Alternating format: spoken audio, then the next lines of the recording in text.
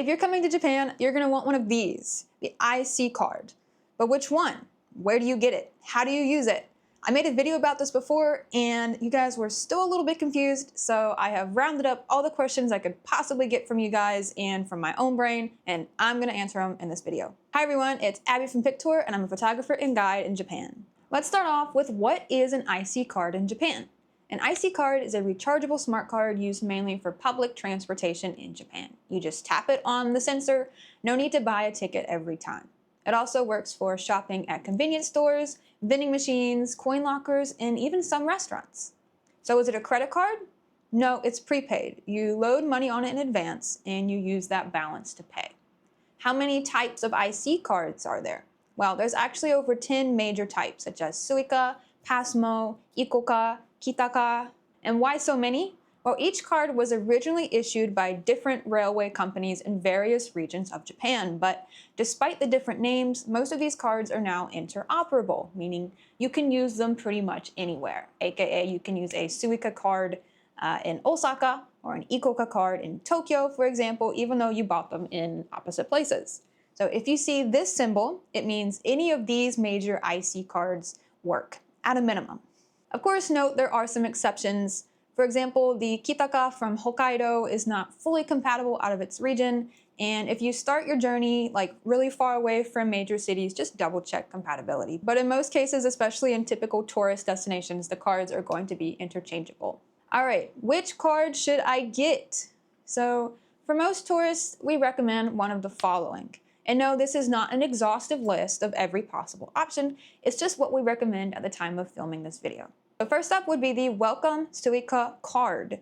This is specifically made for foreign visitors. There's no deposit, and it works just like a regular Suica and is valid for 28 days. When you get it, they're going to give you a little reference paper and just keep that with you at all times. You can buy these at any Welcome Suika ticket vending machine and JR East travel service centers, which are at Narita Airport, Haneda Airport, and inside most major train stations in Tokyo. And if you are unsure where to get it, please check this website because information changes and this will give you all the current info.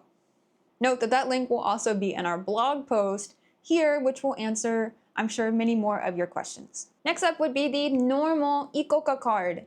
So if you arrive in the Osaka area, not the Tokyo area, you're going to want to get one of these.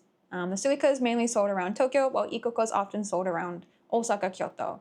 And you can also get this at normal ticket vending machines at most big stations as well as airports. For more info about this, you're going to want to watch my other IC card video, which goes really more in depth on this. But since I made that video, they have created another option, and that is the Welcome Suika mobile app. This is a newer option that started on March 6th, and it's for foreign tourists that have an iPhone. So it allows tourists to get the Welcome Suika digitally through an app, not just through Apple Wallet, but literally through an app, and it's valid for 180 days. It also is able to be used to buy non-reserved seats for the Shinkansen inside the JR East area, which is convenient if you're taking the Shinkansen from Tokyo, as well as you can also get certain Tokyo area discount passes through the app itself. And yes, you can charge this with cash, and you can also charge it with your credit cards that are registered in Apple Pay. If for whatever reason you don't want this app, you can still do the old technique, which is to get the kind of Suica card through Apple Wallet. But I'd recommend just using the designated app now, and it works the same and has even more features. And what about Android users? So unfortunately, most Android phones from outside Japan do not support the Felica chip used by IC cards like Suica or Pasmo. So as of June 2025, mobile Suica and literally any other mobile IC card cannot be used on most international Android devices. Will this ever change? Who knows? Maybe try hitting 88 miles per hour in a DeLorean and check for us. But by the way, I've seen people recommend that you could buy like a cheap Japanese smartwatch here that uses like mobile IC cards or something like that, and I just feel like that's more trouble than it's worth. If you don't have an iPhone, just get a normal Welcome Suika card or whatever other card suits your needs. What about kids? Yes, there are child IC cards available, which apply discounted fares automatically, but you must buy them at a manned ticket office, not a machine, and you must show your child's passport or just other proof of age. So of course, they need a physical card. Your 6-year-old probably doesn't have an iPhone anyway, but children age 6 to 11 are eligible for the child discount. If your child is older than 11, they need a normal adult card, and they can just get whatever adult option they would want. And then for kids younger than 6, no kind of card is needed because presumably your 3-year-old will not be traveling Japan by themselves. So just take them through the gate with you. So quick review on which to choose. Do you have an iPhone? Just get the Welcome Suika app. If you have no iPhone, just buy the card at the airport or area that you arrive into, whether that be the Welcome Suika around Tokyo or the ICOCA around Kansai. And I generally recommend, if you can get it at the airport, if there's not like a 2-hour line, going ahead and getting it. But if you've just taken a very long flight and you are tired and there's a long line, maybe just buy a normal ticket and get it at the train station the next day and don't waste your time. And if you are a child age 6 to 11, you're gonna need to get a physical card. And if you want a discount one, which we love saving money, you just need to have a passport and buy the physical card from a human being, not from a machine. And yes, they have Welcome Suika cards for children as well. So this will be at any JR service center or ticket office at the airport or big train stations. Just, if you're lost and confused, just ask for help. People will help you. And if you're coming for more than 28 days, then no Welcome Suika card for you. You're gonna need to choose another option. You can use the Welcome Suika card app, or if you're staying even longer than that, you're probably not a tourist. So just get a regular card, whether that be physical or an Apple Wallet. A few more questions for clarity about buying cards. Are there senior or disability IC cards? No, only for Japanese residents. How long does it take to buy a card? Usually like 5 to 10 minutes at the longest, unless there's a line. And the most crowded place to buy the IC card would probably be the airport right after you disembark, like I said. So just, use your common sense when it comes to waiting in line. You can use cash to buy tickets to at least get to your hotel and then maybe get it the next day. Can we use one IC card for the whole family? I know some of you are still going to ask me this in the comments. No, you cannot. If you are 6 years or older, one person, one card, final answer. Can I charge someone else's card? Sure, you can recharge their card. You can even give your card to a friend or family member when you go home, as long as it's a normal Suica or normal ICOCA that does not have your name on it. Obviously, you cannot give your Welcome Suika that expires in only 28 days to someone else. Just put it on the fridge as a fridge magnet. Can I buy an IC card in bulk for a group? Kinda, sorta. There's different situations depending on different cards, but generally speaking, for Welcome Suika, you will probably need to show each person's passport, and they technically say kind of one card per person, but you are able to get adult Welcome Suika cards from a ticket machine, so in theory, you could just buy it for your 5 family members if you so need to do that. But of course, for children, you need to show their passport. What is the nonbey holiday Suica pass that they're going to try to sell me at the end of the process of buying a Welcome Suika at the ticket machine? What is this? Just skip it. It's just a normal train pass for weekends in the Kanto area. Can I travel without an IC card? Yes, of course you can. You do not have to get an IC card, but you will need to buy individual tickets every time you take a train. And I think that's annoying. Do I have to have my passport to buy an IC card? Not always, generally only for special tourist versions like Welcome Suika or the child cards if you get them from a person. If you buy it at a ticket machine, you don't need your passport. Can I buy an IC card with a credit card?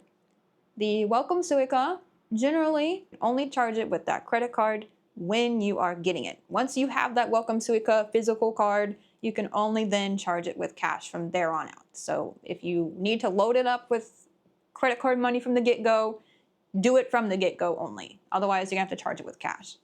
Of course, the mobile app, you charge that with credit cards through your Apple Pay. But if you get any other kind of IC card, not the Welcome Suika card, you cannot charge it with a credit card at all, ever. Cash only. Can I use my IC card nationwide? Yes, unless you're traveling to the middle of nowhere and hiding a body, you're good to go. How do I charge my card? Well, you can usually charge it at ticket machines. You can charge it at convenience stores. You can just take it up to the staff there. You can charge it at some ATMs, and of course, the mobile app through Apple Pay if it's on your phone. What exactly is the difference between a Suica card and a Welcome Suika card? Well, the regular Suica card does need a 500 yen deposit and is valid forever and is also refundable. But the Welcome Suika card, although it has some advantages, it has no deposit, but it does expire in 28 days and there are no refunds on it. So when you get a card that has a deposit, it's a 500 yen-ish fee that you pay to get it, but you can get that deposit returned to you, for the most part, when you get a refund on your card if you leave Japan. But with the tourist cards like Welcome Suika, there's no deposit because there's also no refunds. Basically, if you're here as a tourist and you get one of the tourist cards, you should not overload that card with money because you will not be able to get a refund on it. And if for some reason this is a complete deal breaker for you, you will want to get one of the regular ICOCA, Pasmo, Suica cards that is not one of the welcome ones. And of course, with any of the mobile cards, no deposit and no refunds on any of it. That's just, it is what it is. So this sort of practice of like no refunds, no deposit on the welcome tourist cards is kind of the main difference. Because you guys then don't need to worry about trying to get that refund and all kind of, going and waiting in line at the airport. Oh my gosh, I need to get my refund. And then you stand there for an hour. You don't need to worry about doing any of that. Just spend the extra money on your card somewhere else. Just note that you can always add more money to your card. You can easily get cash from an ATM if you need to charge it. But if you have the welcome cards, you cannot add less. Once it's on there and you're gonna have to spend it. What if the balance runs out on my card and I need to go through the gate? So when you have a Suica card, you can't enter the gates if you have zero yen on your card. You'll need to charge it first. With ICOCA cards, it will actually let you through the gates. You will be able to enter, but you won't, of course, be able to exit until you add money onto your card. What this means is sometimes people get through the gate and they take their train and they arrive at their destination and they go to leave and then suddenly they realize, oh crap, there's not enough money on my IC card. So what you can do, you can actually charge your card inside the gates with cash, and what you need to do is just go to one of the little tickets, it looks like an ATM machine almost, right by the gates before you exit, and with cash you can charge your card. Of course, if you have the mobile card, you're understanding all of what I'm saying, just charge it with the credit card in the app. That does not apply to you. But if you go inside the gate, take your train, get to your destination, and then realize, oh crap, there's not enough money on my card, and you don't have cash, you gotta figure that out. That's outside of my control, and hopefully at that station there is an ATM somewhere where you can get cash. So kind of goes back to at least have some cash on you at all times while you're in Japan. Have some emergency cash with you at all times here.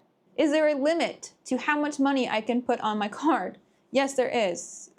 20,000 yen is the max balance for the most part, and you probably won't need to add that much unless you live here or something.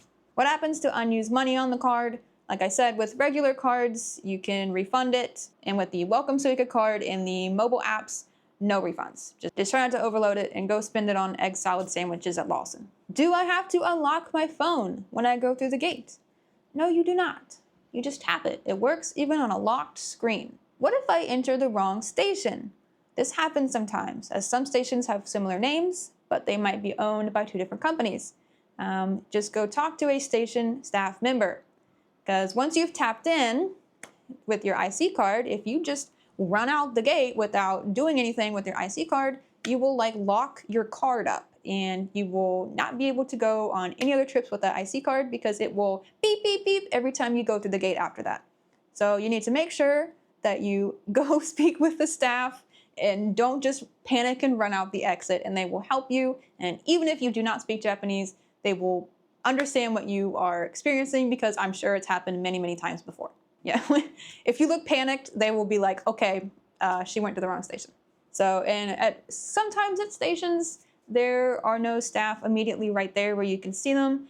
Usually if you just go right by the gates, there's like an intercom you can just push, and usually they'll just come out. Worst case scenario, they're not physically there, and you can just do your best. Pull up Google Translate and try to use it to communicate.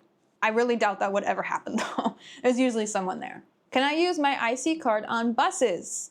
For most city buses, yes. Not all. There are many cities where you cannot, you will need cash. But unfortunately, every bus is also different when it comes to when and where you tap. Some tap when you get on the bus. Some tap when you get off the bus. Some tap on and off the bus. And sometimes you get in the front of the bus and you do it. And sometimes you get on in the middle of the bus and you do it. And so my best advice is just to follow what everyone else is doing. Even for people that live here like myself, it can be a bit confusing sometimes because every bus is kind of different. So what I do is always just watch what everyone else is doing. And obviously, if you get on a bus and you tap in and realize you don't have enough money to then tap out, you will want to use cash when you get off. And if you don't have cash, again, that's your problem. Just have emergency cash. By the way, if you're in a group, just use a taxi over a bus. If you can, it's faster, and sometimes it can even be cheaper if you have a big group. Can I use IC cards in taxis then? Well, many taxis actually do accept IC card, but not all of them. So if that's critical to you, just check first. There are also still some taxis that only take cash, so just check before you get inside and get comfortable and spread out that they take your preferred form of payment. Also, if you get in a cab, you are able to ask, is credit card okay? And the taxi driver will almost definitely understand what you're saying and answer your question. Can I use IC cards in the subway and in private trains? Yes, you can use IC cards on almost all trains and subways. But just note that IC cards are not JR passes. You cannot ride the Shinkansen just with an IC card. And you should also know that most rail companies will also have certain rapid express trains that will cost more and require an additional ticket. Usually this means that you can use your IC card at the gate normally when you go in, but once you get inside the gates, before you can board that train, you'll need to get a ticket from the ticket machine either next to the train or online. There will be announcements about this playing and there will be signs about this, so please just use your eyes. And some trains also have cars that have reserved seats for people that pay extra for a seat. Again, just use your eyes. If you get into a really fancy, bougie train all of a sudden and it has like assigned seating, maybe you need an extra ticket for that, okay? So just use your common sense and double check. Is there a difference between JR lines and private lines? For IC cards, no, it doesn't matter what line you take. But for JR passes, yes, a JR pass only covers JR trains, of course. Can I use IC cards on the Shinkansen? So not normally, you still need a ticket unless you use Smart EX. So this is an online system that lets you book and pay for a Shinkansen using your IC card. I love Smart EX and I book all my tickets through it, and it will allow you when you get to the station to just tap your IC card instead of having to deal with extra tickets. But you will of course need to do this in advance. And you can also book non-reserved seats with the Welcome Suika app, like I said earlier. But if you want reserved seats, you will need to use Smart EX or just get tickets at the station. And also I have a video about taking the Shinkansen. If everything I've just said is really confusing, watch that video. I'm out in the middle of the countryside, in the middle of nowhere. Can I use my IC card? Possibly not. So you're probably not gonna go there on your first trip. And if you are, just check in advance if you can use your IC card out on these really small local trains. Can I have more than one IC card? Sure, but only one can be active at a time for transit. Where else can I use my IC cards? I kind of mentioned this, but convenience stores, vending machines, many, but not all. Coin lockers, many, but not all. Some restaurants, especially kind of chain big restaurants, and even some tourist attractions. And like I said, some taxis as well. So if you have too much money on your IC card, you really do have a lot of options of where you can also spend that money. How do I check the balance that's on my IC card? When you tap through the gate, it will show it to you on a little screen when you go through. You can check it at a ticket machine. And of course, if it's on your phone, you just check in the app. What payment methods can I use to recharge? Cash is always accepted. And credit cards, of course, is only when you buy your Welcome Suika card. After that, any kind of physical card will be cash only. And if you have a phone, you use Apple Pay. So credit card's fine for that. Are there fees when I recharge? No. Help! Why won't my IC card work at the gate? First, is your card balance 0?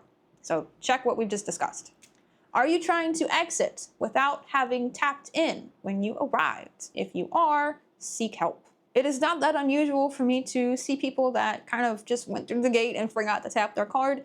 And when you go to exit, it will not be happy with you. So you will need to go pay for what you have done. Did you tap correctly when you're going through now? If you go through and you tap your card and you kind of linger there in the gate and you don't go through right away, I see this a lot because people are like, did it work? Did it scan? It'll start beeping at you because you're just standing there. So when you tap your card at a gate, walk through with confidence, okay? Tap it, go. Don't stand there. Don't linger, don't dilly-dally, just touch and go through the gates like you know exactly what you're doing because you will.